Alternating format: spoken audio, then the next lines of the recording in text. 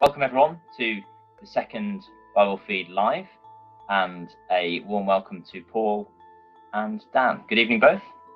Good evening, John. Hi, John. So we hope everyone's doing okay. It's a strange time right now, isn't it, with this lockdown, and we hope you're all doing okay and families are well and so on. So tonight, the second of our Bible Feed Lives is again thinking about the Bible. And if you remember, or if you joined us last week, or thought some of it on catch up or the video that we posted last week, we thought about why you might read the Bible. And this week we're thinking about how. And we're going to broadly think about that in three kind of bigger questions, bigger areas that I'll start probing Dan and Paul about as we go. And they are, firstly, where do you start, where do you begin? The second is about advice on Bible reading, I suppose, and then we'll think at the end about what the texts mean, both sort of what they meant originally and what they mean today. So I think with that in mind, Dan, I'll probably come to you first on this kind of bigger first section on where do you start. And I was thinking today that for a lot of people, the Bible as a book, it's quite a big book, isn't it? It's thousands of chapters, it's 66 books, it's over 30,000. It's a really long book, and I looked earlier, it's slightly longer than Lord of the Rings in total, in all of the Lord of the Rings books, and it's slightly shorter than Harry Potter, but it's a really lengthy book. So I suppose with those books, Harry Potter and Lord of the Rings, you kind of know where to start, but where would you suggest you start when you come to the Bible? Yeah, it's a bit different, isn't it? Not at the beginning, Okay, which is probably where you'd normally pick a book up. I mean, and that's hard to say, because the beginning is really important and really useful, and not because you're not going to find anything important or useful there, but perhaps you might, I don't know, be at greater risk of misunderstanding what's going on, or misunderstanding it, because it's not only this huge, great big book or library of things.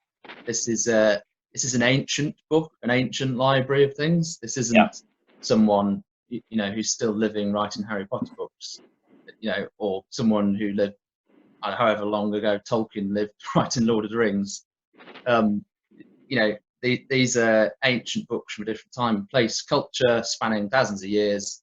So yeah, diving right in the beginning, you're going to get, potentially get a bit lost. So and it isn't although there's a storyline going through, which you can sort of pick up. It isn't all story, it isn't all part of that storyline. So okay, so basically I've said what you should, where you wouldn't start. Where would you start? Where would you? Okay, so maybe my advice would be is to pick up one of the Gospels first of all. So in the New Testament, the Gospels, there's 4 of them: Matthew, Mark, Luke and John, and they talk about Jesus. They present what Jesus did, what he said, what happened to him. And of those 4 Gospels, would you suggest one that's maybe a one to start, maybe a shorter one, or what's your thought on that? Yeah, I was going to say Mark. So the second in our Bibles, Mark was probably if you've never picked up a Bible ever before, pick up the Gospel of Mark and start reading that, because it's a shorter Gospel. It presents Jesus, it presents it fairly succinctly. It's presenting what he was like, what he said, what happened to him, and it leaves on a bit of a sort of cliffhanger, as it were, as well. So how long would that take to read the Gospel of Mark in one sitting? Are we talking 3-4 hours, or is it? I would say less than that. I would have thought. Yeah, it's not going to take that long. 16 chapters. Yeah. So you're basically saying, Dan, you'd start at you start with the punchline. I think so, because this as well. You're not living in a vacuum. Anyone, even if you've not picked up the Bible, anyone living today is going to have some kind of idea that what they think the Bible is saying, what they think it's teaching. So if you just start in anywhere that's maybe a bit difficult, then you're at risk of bringing your own baggage to the text. I suppose that's what I'm trying to say. Okay. So start with Mark. Okay, that's useful advice. I guess one of the other things around kind of where to start, and Paul, I'll probably lob this one your way, is around. I mean, I'll give you an example. If ever you go into somewhere like a Waterstones and you look at the religion section, if you look at the Bibles, there'll probably be like 5 or 6 different English Bibles. How do you decide which? They all seem to be like versions or translations. Why is that? Which one would you recommend to go with? Does it matter? You see the question? Yeah, I get the question. And with me, it probably has something to do with the price on the back, but but it is a more important question than that. And it's a common question with people coming to the Bible for the first time, approaching it newish. Okay, what version should I use? I had somebody email me about a week ago with that very question, having subscribed to a Bible reading plan on our website. And you know, the translation into English is clearly important. I mean, you wouldn't rely on Google to do it, but you can actually get to a pretty sensible answer very quickly. And it's probably fair to say that in Waterstones, most of those on the shelf are going to be middle of the road translations, and I would say probably any of them are fine. If it's New International Version, English Standard Version, New King James Version, Revised Standard Version, those are probably the ones that you're going to find in a kind of high street bookshop. Any of those are fine. So you can get to an answer that's fine 99% of the time very quickly. And so I guess don't worry about it too much. It's probably worth just delving a little bit into what some of the issues are around translation. If you can, you used the phrase there, like middle of the road, Paul. What did you mean by that? Yeah. So, like what's an end of the road translation? Yeah. So there are two factors involved in translation. There's obviously, what are you translating from? What text are you starting with to translate from? And then there's what kind of approach are you taking to your translation?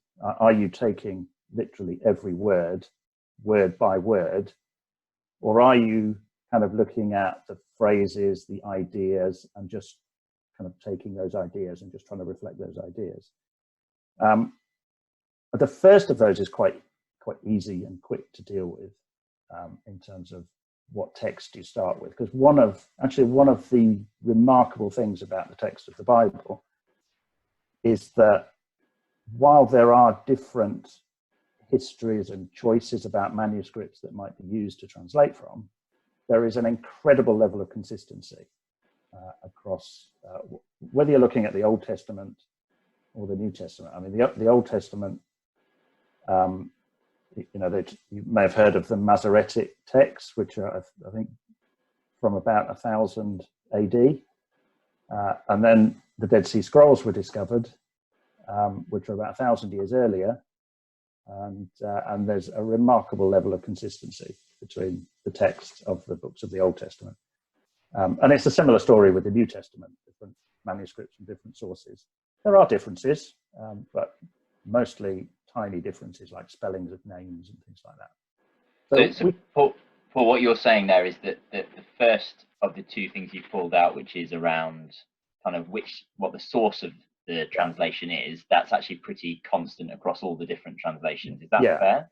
Yeah, and although I've talked about it for a couple of minutes, it's not something that you really need to worry about when you're looking at those Bibles on the shelf in Waterstones. They'll all be using sound source document to translate from. The more significant thing, and this is kind of gets to what I mean by middle of the road, I guess, is what it's about the translation approach, this kind of word by word or a more phrase and idea based translation. And I guess the best thing to do is to take an example, if I can do that. Right. Yeah, I was going to suggest. Yeah. Yeah. So there's the example I'll take is from Romans chapter 8 and verse 3. So I'm going to take two extremes, if you like, on a spectrum. This is back to your middle of the road. We've got one from the left-hand side and one from the right-hand side. Yeah. Here. Okay. So one from the I don't know whether it's the left or the right, but the the one that is kind of really phrase by phrase, picking up the idea. So it's the message, the Bible in contemporary language. So Romans 8 verse 3 in that version reads like this: God went for the jugular when he sent his own son. He didn't deal with the problem as something remote and unimportant. In his son, Jesus, he personally took on the human condition, entered the disordered mess of struggling humanity in order to set it right once and for all. So that sounds quite colloquial. That's the message. Yeah. And now I'll take it from a literal translation, which is Young's literal translation, which says this: for what the law was not able to do, in that it was weak through the flesh, God, his own son, having sent in the likeness of sinful flesh and for sin, did condemn the sin in the flesh. So, they're completely different. Yes. But, in say, the English Standard Version, which is what I'd call a middle of the road translation, it says, for God has done what the law, weakened by the flesh, could not do. By sending his own son in the likeness of sinful flesh, and for sin, he condemned sin in the flesh. So you can see that middle of the road one is much closer to the literal one, but it's just phrased in a way that's much easier for us to understand. Okay, so, and Dan, would you... Oh, sorry, you go, Paul. Yeah, I mean, just the final thing is, the reason this is important is that sometimes when you're getting the colloquial kind of phrase ideas translation, you might actually the translation might miss the important point. And actually that happened with that Message translation, because it didn't make the important point that Jesus was in the likeness of sinful flesh as a human being like we are, which is a really vital thing for us to understand about Jesus. It's really important that he was. Okay, so your sort of broad suggestion is that there's this spectrum of translations from really, really uber literal to quite colloquial, and your suggestion is broadly in the middle is the right place to go, and more literal, you get something quite helpful. Dan, is there anything you'd add to that on translation? I know it's a tortured topic, this one, but yeah. I mean, we could talk about sort of textual criticism, manuscripts on a separate thing. It would be quite a good, it's a good topic to delve into, but yeah, just really quickly, I suppose the warning is absolutely right. As Paul says, if you take a phrase by phrase approach, you're effectively getting someone's interpretation of what the text means. They're wrapping it up in their own words, their own expressions, and saying, this is what I think it means, which is fine if you read that as a commentary, and then you take it and as, oh well, so and so who wrote that translation thinks this passage means that, and may be right, they may be wrong, which is fine. The other thing is, though, if you insist woodenly on literal word by word, you're actually at risk of missing the point as well. And this because coming back to the fact that this book is old and it's from a different time and place and culture, it's going to use idioms and expressions and phrases that would have meant something to people at the time that today, me sitting here now, in this sort of modern world, I would not understand or I understand. So a phrased translation of that into an expression that means something to me is actually going to help me get to the sense of the text better than So middle of the road is what you want to aim for, and maybe a variety as well. I'd actually that's a good point, particularly if you're reading with a group of people, which I'd say is always helpful. Generally, if you have different versions around the room, you're going to see where there are differences. Normally there's something interesting to think about when that happens. Okay, that's really good. Super. So I guess we've covered kind of where to start so far. And Paul, you're not quite as loud sometimes, so it might just be worth moving your mic forward at some point. If that's okay. That's fine. So I think the next thing, and again, I'll probably come to you first, Dan, on this, is around So we've kind of thought actually maybe a good place to start would be something like Mark's Gospel or something like that, and actually a variety of translations in this kind of middle of the road, to use Paul's phrase, is a healthy way to think about, or where to start. But then maybe you've read Mark and then you read some of these other books in the Bible and they feel quite different. So I've got some examples. You've got, for example, in the Old Testament, there's a kind of very intimate love poem called the Song of Solomon, which certainly to Western readers is a bit like, goodness, this is pretty raw. And then you've got a letter about a slave in Rome where Paul writes to someone called Philemon. They're really different. What's your advice about how to navigate, I guess, genre? Do you see the question? Yeah, definitely. So it's really, really important, that is. And I think when you're talking about any kind of understanding or reading any part of the Bible, context is king. That's just one thing. If you don't sort of take anything away, context is king. That all the time, always context in different ways. So, for example, if we're thinking about different types of books, what we want to do, you want to start off is, well, what actually is this type of book? Before you start delving into it, something which I think we talked about last time is that sort of a well-known phrase which is worth remembering as well. The Bible wasn't written to us, but it was written for us. So we've got to remember, who is this book written to?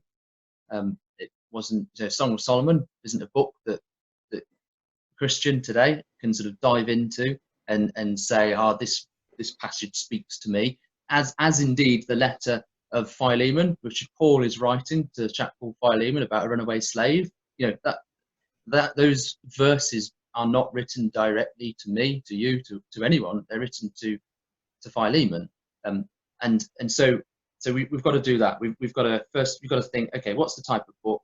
Why was that book written? With something like a letter, that's going to be quite a bit easier, because it's, we still write, well, we write emails today. I know what you said. You can detect it from the way it's written. Exactly. Kind of thing, yeah. Yeah, definitely. Yeah, and then what is its purpose as well? But you're going to, if you start branching out into all sorts of different books of the Bible, which are, hugely recommend you do, because it's wonderful to branch out from the Gospels and see, the whole sort of Bible storyline and in all these different wonderful pieces of literature.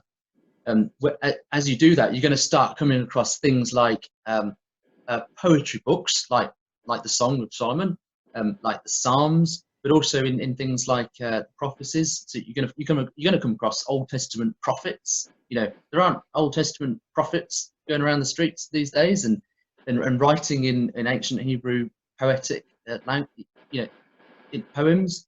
They're not what we're used to. So if you've never picked up a Bible before, you're gonna find this a bit odd. But for example, and I was just going to turn to Isaiah and chapter 55. So this is a prophecy, an oracle, whatever you want to call it. But this is just one example of poetry, and how the poetic books aren't literal, and you've got to try and discern between sort of literality and poetry, and that would be something, another good flag to look out for, whether something's literal or poetic. So, for example, Isaiah 55, it's quite easy here.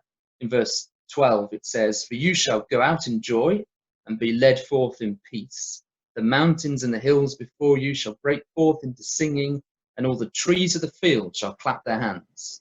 Okay, so that one's easy. Yeah, because trees don't have hands, they don't clap. But it's a lovely sort of image, and it evokes, everyone's going to be really happy when this thing happens. That's what it's sort of talking about. But there's a tendency to forget sometimes, I think, that there's parts of the Bible that are poetic when you're sort of picking up and reading them.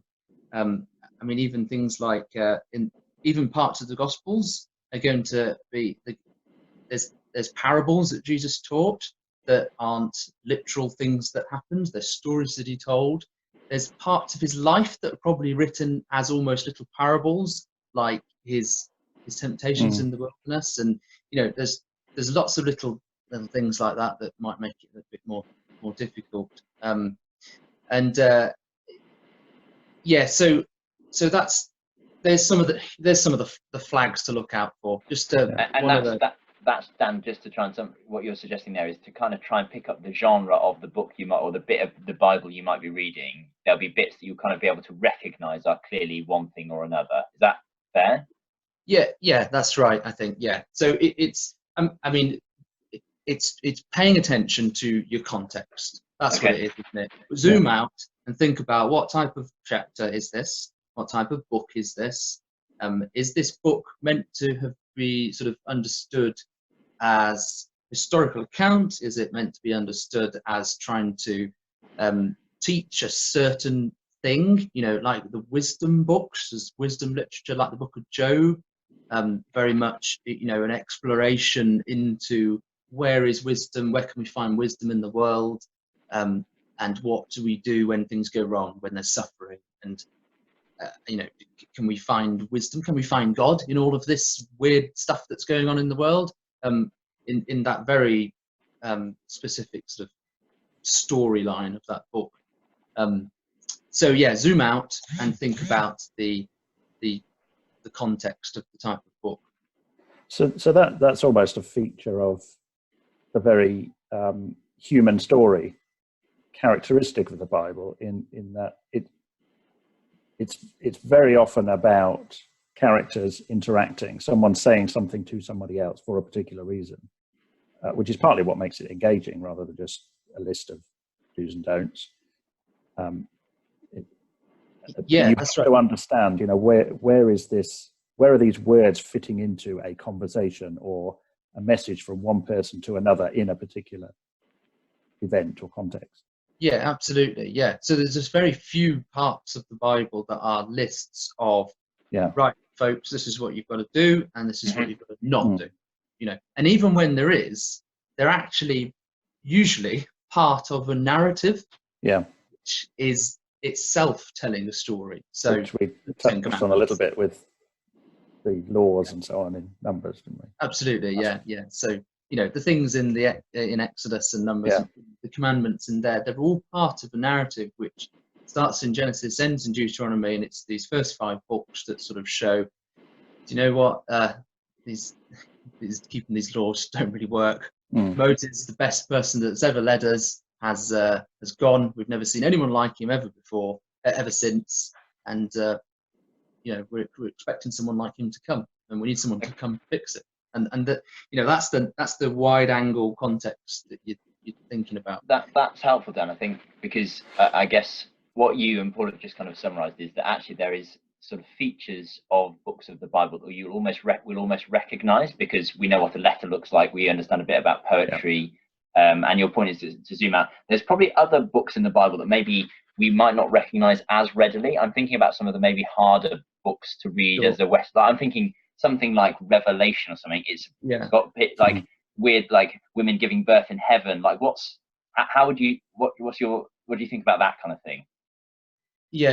So that's an apocalyptic sort of genre, if we're going to call it that word. But it's full of symbols and all sorts of weird things that John saw as a vision. Really, really quite odd.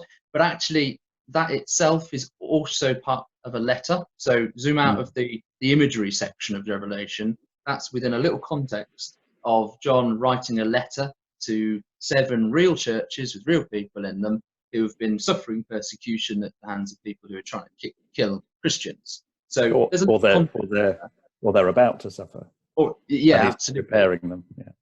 Absolutely. So then when you've got that little context on, and you're remembering that whenever you're reading all these things, the imagery of Revelation is exactly that. It's imagery. It's not stuff to take as literal things that happened. It's using echoes from all over the Bible. It's using echoes of the plagues in Exodus. It's using echoes of many of the prophecies, as things in Daniel, things that Jesus said. There's so much. It's so dense and it's so rich and it's very complicated and so easy to get wrong if you start trying to think, oh well, that dragon from heaven is so and so, and oh, this really did happen, or that specific thing means that. Again, context is king. Zoom out. This is trying to sort of portray it to these real people about to or already experiencing persecution and suffering at the hands of the system around them, and they've got to, sort of endure it. Yeah, that makes sense. So it's the same point you made at the start, which is context is king, isn't it? The last thing I'll come to you in a second, Paul. I'm just going to probe on one more thing, because we've talked about how actually with some of the books of the Bible, you can you understand what their genre looks like, because it looks like a letter or something like that. So when you get to something like the history books of the Bible, and there's plenty of those, I think that's probably at least a pretty hefty proportion. Is that just like a kind of standard history book in your view, or is it is it different? Like, what's similar, what's different? Yeah. Okay. So here again, you're sort of looking at the more on the surface easy books. Yeah, where it's kind of obvious. X does this, and then they go to this place, and then they do this, and then this happens. So and so did so and so, and then this king did that, or this patriarch dug a well and whatever. Yeah, exactly. So they're they're great to read, but here you're at risk of potentially slipping up a little bit here. Because they're the easier books to read. They've got lots of characters to relate to, which is great. But they're wonderful because they're so rich and so sophisticated in lots of different sort of ways, and they're written with a purpose. So each sort of if we're talking about the book of Genesis or a part of Genesis, for example, with the patriarchs, we're not. It might be describing something from history, or the kings. They might be describing these kings from history, but actually, to sort of concentrate on the historical elements as if it's trying to teach you a history lesson of these lives, the life of this character, or it's trying to teach you every single person who is in their genealogy, or it's trying to teach you the events chronologically. It isn't doing that. So you'll get loads of people say, well, hold on a minute, this is a contradiction from here, this is a contradiction from there. And actually, these books, they're doing something far more. They're the next level up. They're doing something far more than just trying to teach you a history textbook. They're not history textbooks at all. So I think read them as these pieces of literature that are trying to teach you something about humanity, and about how humanity is away from God, and how God is trying to rescue and save humanity. And there's, in the context of the nation of Israel, promises that God's made, and all these sorts of things. And then they start to sort of make sense and come alive, and you can see. That's useful. Yeah, and that's not actually, I don't think, that different from history books that you could pick up and read today. I mean, I think, I'm not a historian, but I believe, they might say that every history that's written is written with an agenda, and to make a point. And if you were to pick up a book today on the life of Winston Churchill or something, you would, there's lots of other books about that man. It's probably going to be designed to follow through and analyze, pull out selectively certain points in order to reach a conclusion. That's a useful point, Paul, as well. Yeah, because I think sometimes I think when people discuss the Bible, they almost kind of then have this very purist view of like other books where they're almost like flawless in their kind of chronology or something like that. Many of the books of history aren't that way, are they? Most things are written with a purpose, aren't they? And I guess that's the point you were just talking to, Dan. Yeah, and one thing that people will hold it to a high standard, I think, and I can understand that, because either you don't believe in God and you sort of you're saying, well, if this is a book from God, then it must have this sort of high standard, or you believe in God and therefore you sort of say, well, this must have a high standard because it's from God. Either you sort of making sure it's genuine because of what you think it should be like, or you're trying to sort of just cut it down because it should be like. But actually, this goes back to sort of last week, the purpose of the Bible. It's really important to sort of think, well, what is it explaining itself to be for? It's explaining itself to teach you righteousness and wisdom, and to equip a man of God for good work. And by all means, yes, a lot of it is related to historical things that really happened, and it's important that these things happened, but that's not the primary focus. That makes sense. Yeah. Yeah. There's no reason why it should have a higher standard than anything else. These are books with an agenda, and it's a really good agenda, and it's good to pay attention to it. That's helpful. That's good. Okay, so perhaps Paul, in a kind of a simple way, what would your top 3 tips be, for example, for reading the Bible? We've kind of covered a lot of it with what Dan's kind of framed there in terms of genre, but what would you say are your kind of the top tips as to how someone could approach it? Yeah, and I think we can sort of pick up on some of the points that we've made already, and look at some examples as well. So I've got 3 tips. I mean, I think the first is when you sit down to read, just consciously decide whether you're doing what I would call big reading or little reading. Okay. They're not common. That's just what I happen to call them. So big reading is you're just going to read a big section. Okay. And you're not going to stop every time you've got a question or something distracts you or occurs to you about what it's saying. What you're trying to do is to get the breadth of the narrative. So that might involve reading, several chapters, or even a whole book if it's not too big. So that's what I call big reading, and you deliberately decide that's what I'm going to do because you don't want to stop. You do want to get the breadth and the arc of the narrative, if you like, as opposed to little reading where you decide, okay, I'm going to focus on these 10 verses, and I'm going to think of every question I've got about each of those verses as I go through, and you're going down to a lower level. So that's one tip. I'd say that that big reading, that's actually quite helpful to do aloud, whether you're on your own or with others. It's a bit weird when you're on your own, but but it is actually it's a really powerful way of stopping yourself getting distracted and kind of reading through a bigger section. So that's number one. Number two, I'd say, is just, and this probably is more of a little reading approach, just keep asking, why is the Bible telling me this? Why is the text describing this person in a certain way? Okay. Or describing particular events in a certain order. Just keep asking questions. Why is it describing this in this way? As Dan has said, it's a literary work. It's literature. It's a book, isn't it? So analyze it like literature is a perfectly reasonable approach. That doesn't mean you're saying it's not literal by doing that. It's just a really helpful approach because of the way the text has been constructed. And there's a good example of that. I think last week we talked about Naboth and his vineyard and Ahab, who was the king at the time. And you read about Ahab, and he's described in a way which portrays him as very petulant and sulky, almost and childlike. He's throwing tantrums, and as part of that, he's also saying some things that make it obvious he wants to be like King Ben-Hadad of Syria, who's a kind of a neighboring kingdom. Okay. And you think, he's sulking and stamping around. I want to be like this greater king. And then when King Ben-Hadad is described, every time he's described, he's drunk.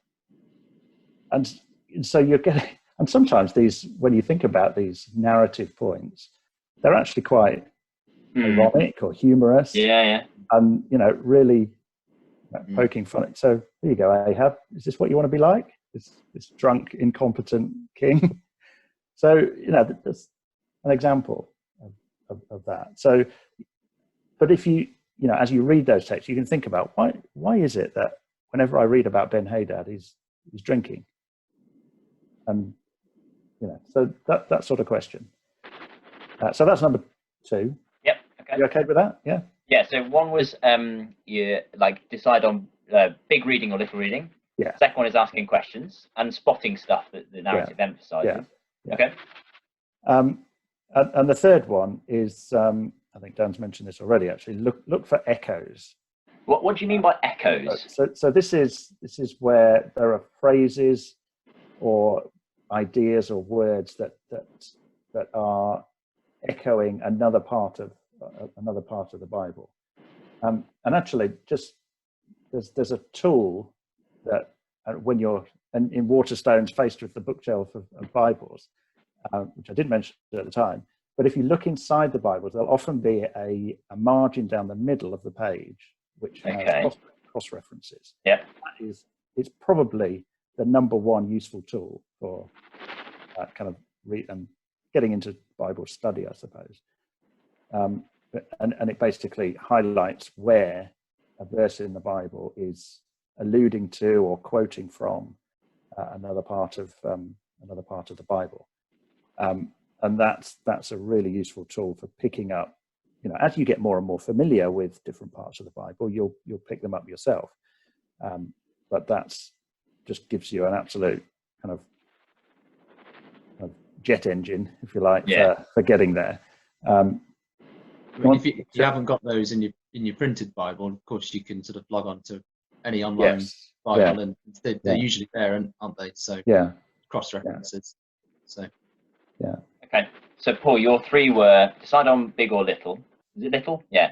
Second one was keep asking questions, and then third was this kind of linking, cross-referencing, echoes kind of concept. Yeah.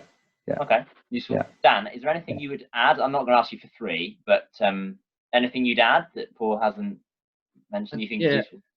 Yeah, so asking questions is really good, and I would agree with that. And I think it's a way of opening up the text. So you're reading a text, you can sort of stare at it blankly and think, what's it trying to say? Actually, if you start interrogating it, suddenly you'll realise that's interesting. Why is it saying that? But there's something to sort of watch out for. You've got to ask. What kind of questions do you mean in that sense? Exactly. Yeah. So you've got to ask the right sort of questions. And I just want to use an example. So from Genesis, the time of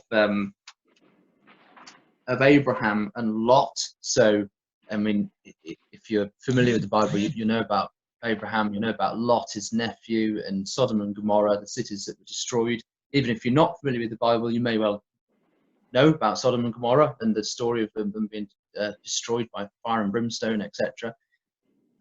So you've got this peculiar story in chapter 19 of Genesis, all about God rescuing Lot, sends a couple of angels, basically drags Lot and his family out of the house of Sodom. The city's destroyed. Lot's wife turns back, gets turned into a pillar of salt, and then Lot eventually ends up hiding in a cave not too far away. And then before all of that, it's all been focusing on Abraham. Abraham's the main character in the story. After this passage in Genesis 19, it just switches right back to Abraham again. So the right sort of questions I would suggest are things like, why is this story here? Why are we being told things about Lot and what's happening to him? And the answer, I think, is the wider storyline of Abraham. And Abraham has been told, you're going to have a big family, and yet his wife's barren. He doesn't have children, and he can't get children. And his whole storyline is, what's Abraham going to do? Is he going to try and get children through another woman? Is he going to try and get children, sort of adopt children through his servant Eliezer? What's he going to do? And he tries all these different sorts of things, and not sort of putting him down for doing that, but he's trying to sort of fulfill these sort of promises himself. But in the storyline, in the end, it sort of shows that he can have faith to pray to God. There's something else with a Philistine. And running with a Philistine king, and Abraham prays, and God opens the wombs of the Philistine ladies, and they start conceiving children again. And that's like, oh, actually, Abraham, wake up! You can do this. You can have faith. You can do this.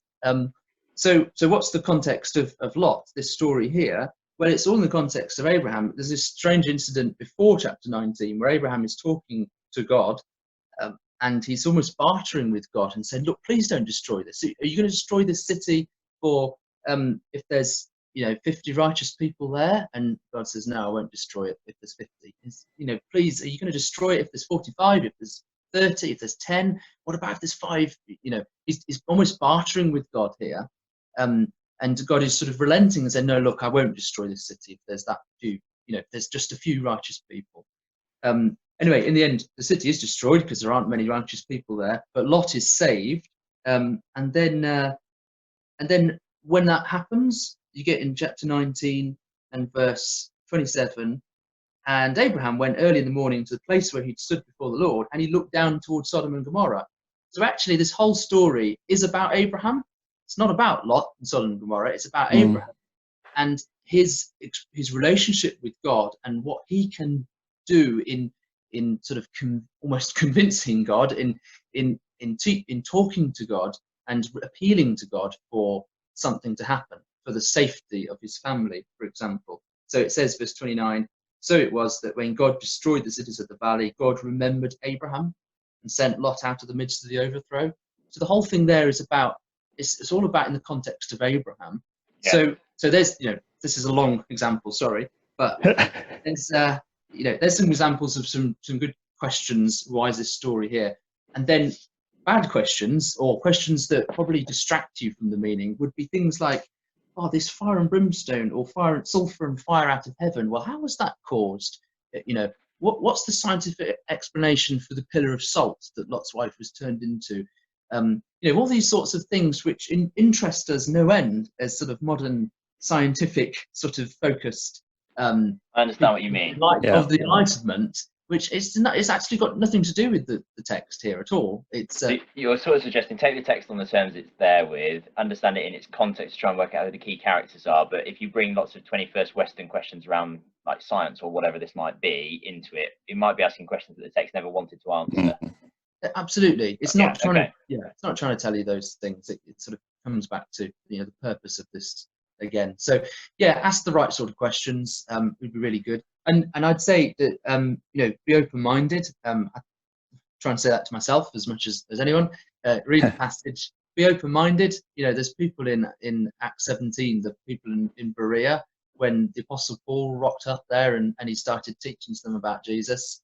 It says that these were really honourable, more noble people in Berea, because they didn't just take what the Apostle Paul said. They said, hold on a minute, Paul, I'm going to check you out. I'm going to have a look in here. I'm going to check the scriptures. It says they searched the scriptures daily to see if those things were so. So they were, they open-minded. They thought, yeah, that's great. I'm going to check this out. I'm going to have a look and investigate it myself. So yeah. Okay. No, that's good. That is okay. And I'm conscious we've had a couple of questions come through, so I'm going to kind of ask one of them now and then one of them a bit later, and I'll keep you both to the last 10 minutes. So we've got 5 minutes at the end for some more. So I'll ask this to either of you, but there's a question around: are there any resources you would recommend for understanding a book? And I presume by that book, the person means like a specific book, like Song of Solomon or whatever.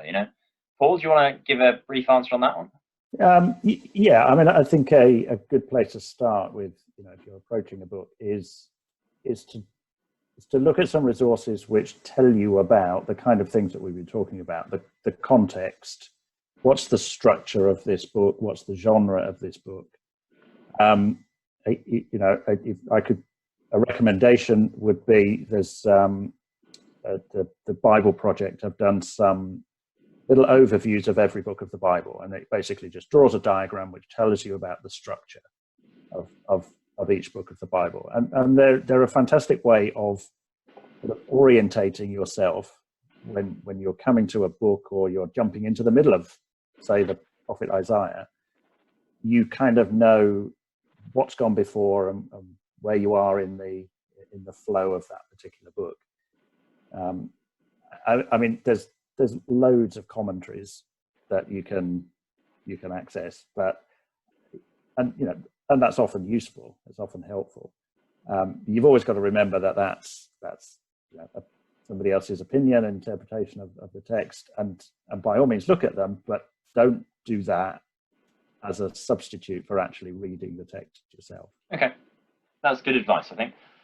Super, and that kind of nicely brings us on to our last area, which is around, I guess, this question of what the biblical texts, if you see what I mean, meant. And I've heard it said before that there's kind of 3 steps to understanding the Bible. The first question you ask is, what does the text actually say? Then you ask, what did the text mean? And then, what does the text mean, i.e. today? Dan, is that a good rubric for kind of thinking about what the Bible meant, or how we interpret the Bible? Do you want to comment on that a little bit? Yeah, I think we've probably covered quite a bit of that without being explicit about it, but possibly more so the first couple, and we've not really talked a lot about the last, which ultimately the last, if you don't ever do it, if you're just studying the Bible and enjoying working out what it said and what it meant back then, it's just an intellectual thing then, isn't it? Yeah. And then it's intellectual, and that, it's great fun, but it's not gonna, I think there's something more to this. I think there's something for us. I think there's God's word through this in some means or other. So yeah, that's then. But yeah, so you've got to understand what the text actually says. So read it really carefully, notice what it says, and think really carefully about what you might be assuming it's saying. So have you got an example, or what are you thinking there? Like, what's an example of what you mean there? Like assuming things.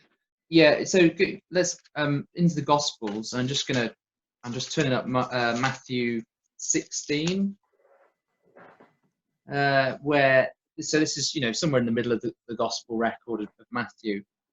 There's like this really key moment when Jesus comes along with his disciples and sort of in private with them, and he says, "Who do people say that the Son of Man is?" And they said, "Some say John the Baptist, others say Elijah, and others Jeremiah or one of the prophets." And he said to them, "But who do you say that I am?" Simon Peter replied, "You are the Christ, the Son of the living God." Okay, so there's a lot in that, and it's important sort of just to read what it is. Just to note, first of all, that this is about who Jesus is with this passage, which is really quite crucial, I think, really quite fundamental to what the Gospels are explaining, and the New Testament, indeed the Bible. Who is this Jesus of Nazareth? Who is he? And what does that then mean for us? So the part of the Gospels are sort of they're asking this question. They're inviting the reader to try and understand it. And notice, it doesn't say, for example, Simon Peter said, "You're the Christ, you're God the Son." So this is an example, probably a very big example, not that you could have lots of preconceptions or cultural baggage for what you expect Christianity to be and to bring to the text, and you'd expect it to say things like, "This is Jesus says, I'm God the Son, I'm part of the Godhead, etc." He doesn't say that. We read it really carefully. In fact, you'll never find him saying, "I'm God the Son, I'm the Son of God."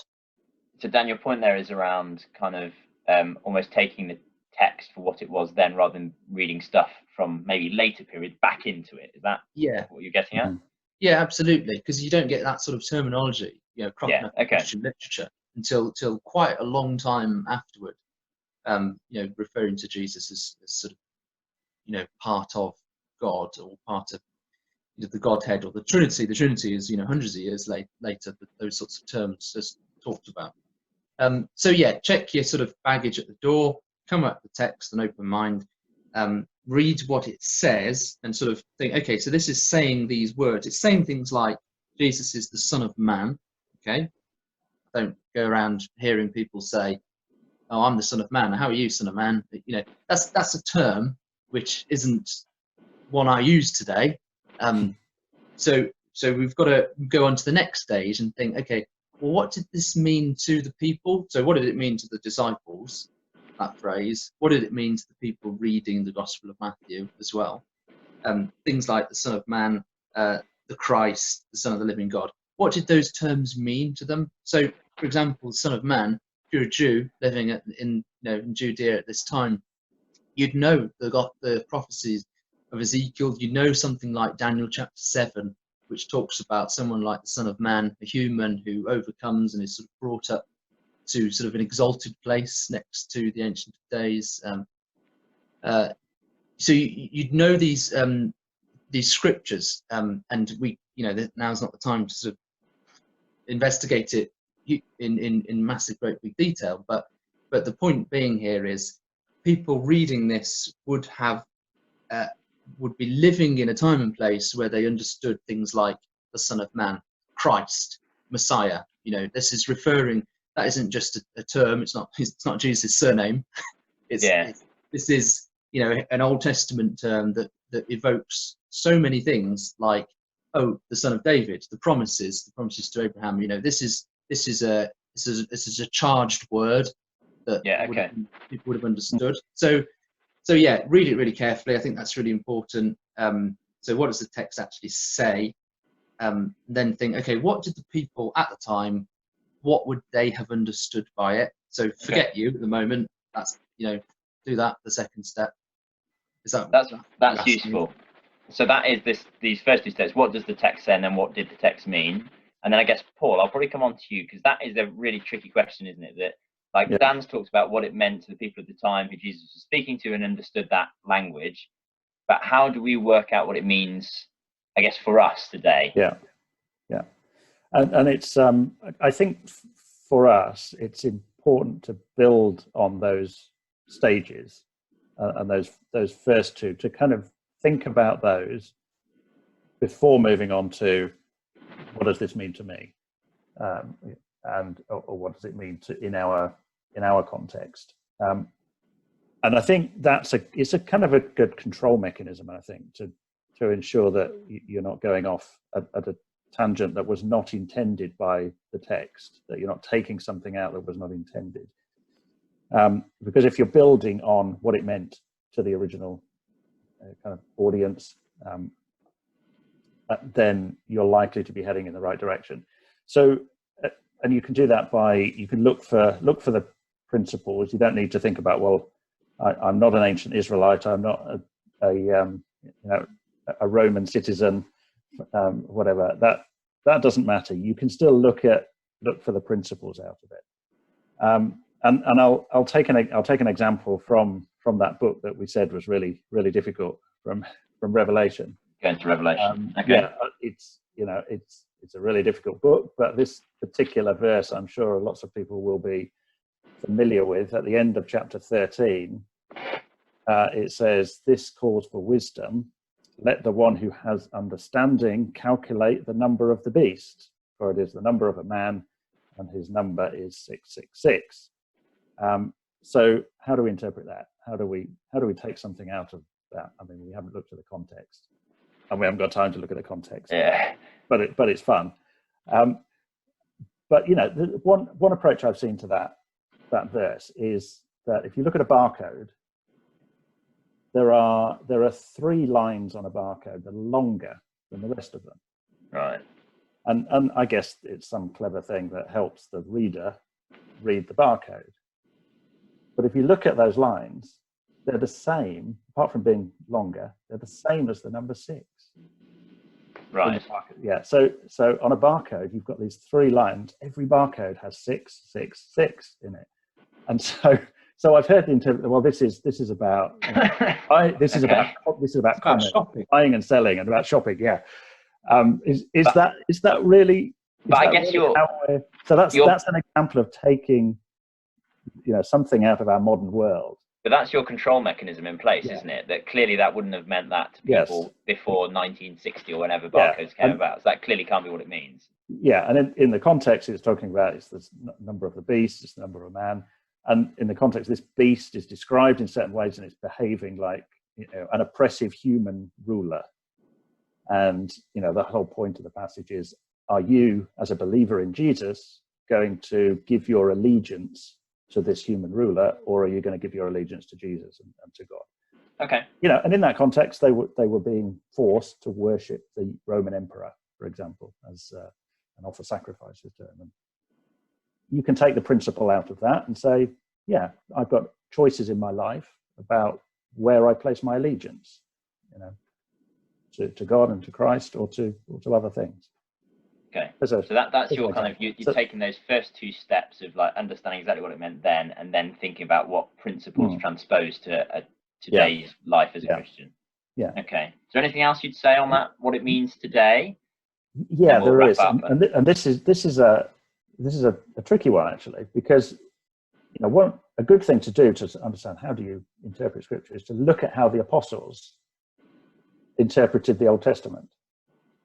And what they did on a lot of occasions is they took passages and applied them to Jesus, and they looked at those passages and thought, what does this now mean? Now that I know about Jesus, now that I know about his life and his death and his resurrection, and that's what God always intended to be the way he worked out his purpose. And so that's an important point to keep in mind, I think, is when thinking about what does it mean to us, is what difference does Jesus make now that we know about Jesus, and we know that was always the aim of the purpose of God.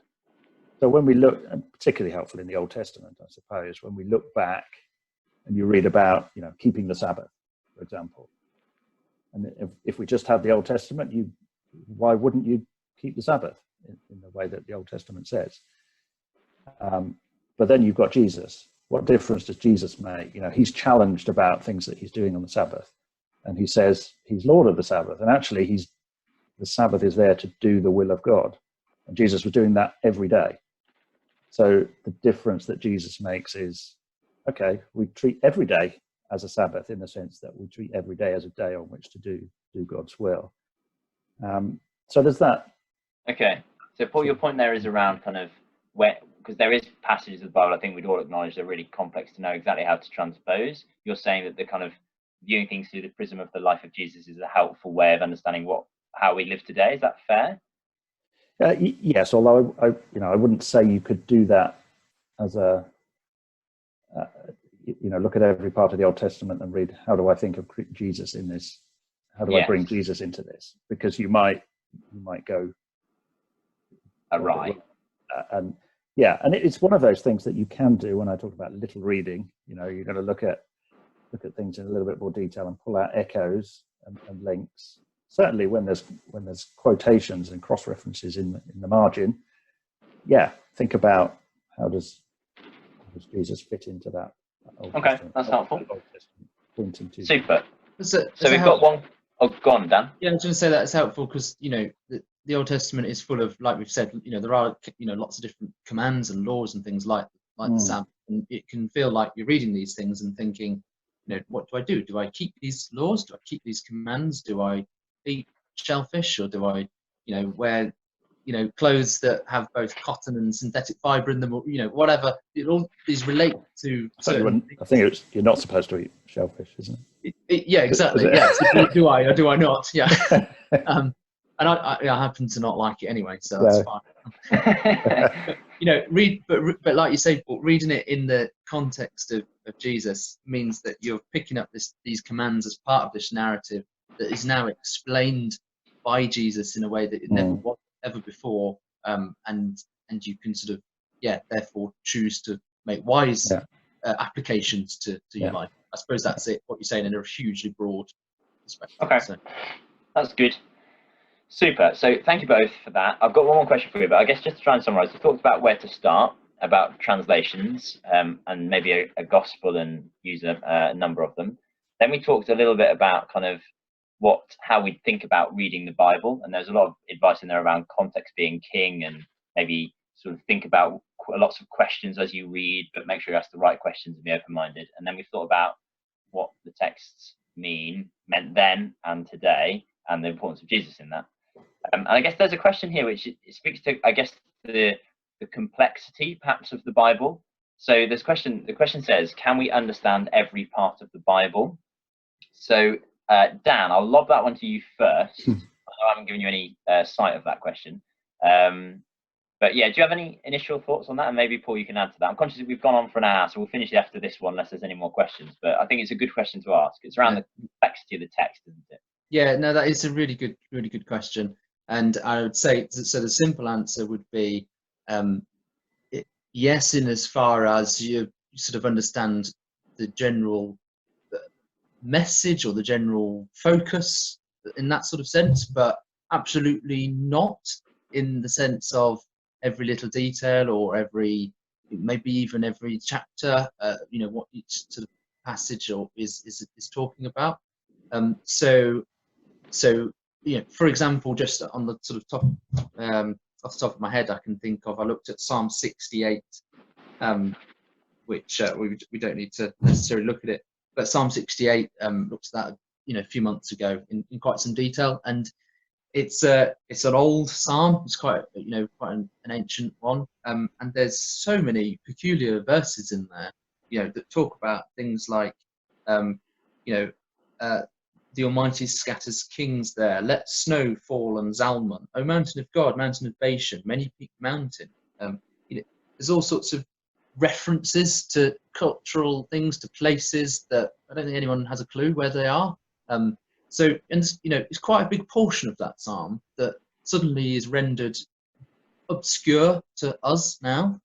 So in answer to that, no, I don't think we can understand every part of the Bible. But what Psalm 68 is roughly talking about is about, it's got echoes back to moving the tabernacle in the wilderness. It's got echoes back to bringing the ark up into the place where God sort of pitched, or David pitched for it. And it's sort of talking about God wanting a resting place. And then it's actually quoted in the New Testament. Paul quotes it in Ephesians, and talks about it in the relation to Christ, which is kind of the ultimate, resting place of God in the body of believers that follow him. There's something you can get out of it, but as to all parts of it, I certainly can't understand all parts of it. And I think you probably find that replicated across many parts of the Bible. Okay. I don't know if that helps. I thought that was clear. Yeah, Paul, is there anything you wanted to add before we can... Yeah, I think it's interesting that Dan's answer was yes, but no. And I think my answer would probably be no, but yes. And, my gut answer to that feeling is, well, no, of course not. No one will ever claim to understand every part of the Bible at every level of sophistication and detail that is intended in the text. It's a thing of many lifetimes, and so in that sense, it's a definite no. But yes, you might be able to see the relevance in each part of the Bible to the grand narrative of the Bible that Dan's referred to. But I think it's important, as approaching the Bible, to be willing to accept uncertainty and doubt and and failure to understand parts of it. That is completely fine. And I guess it's, don't be disheartened by that in coming to read the Bible.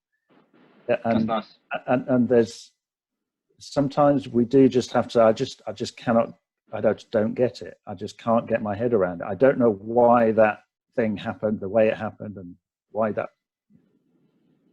those words are there. And the context in which we put that doubt and uncertainty is in the context of Jesus. We know Jesus was there. We know about Jesus and his resurrection.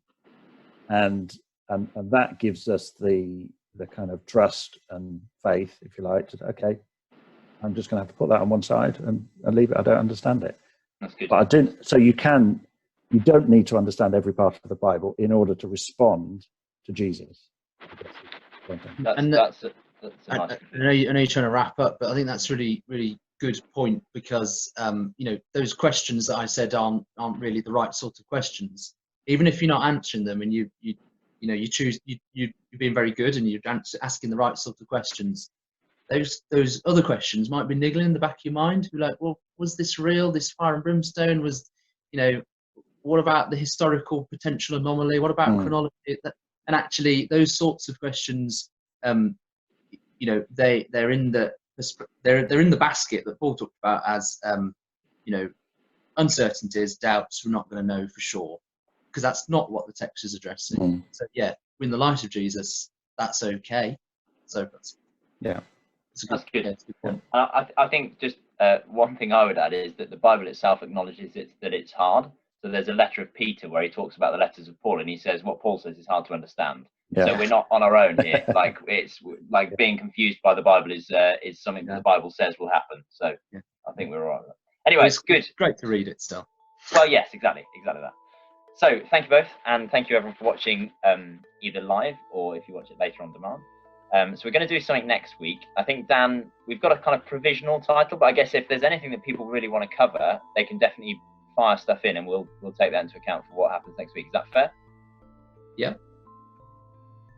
So otherwise, if there's anything else you want to get in touch with, there's more information on the Bible Feed Facebook page, and just drop us a message on Messenger. And I think thanks to the person hosting, who's put a very neat link on the view at the moment. And otherwise, thanks very much, and hope to see you all soon. Thank you. Thank you very much. Thank you.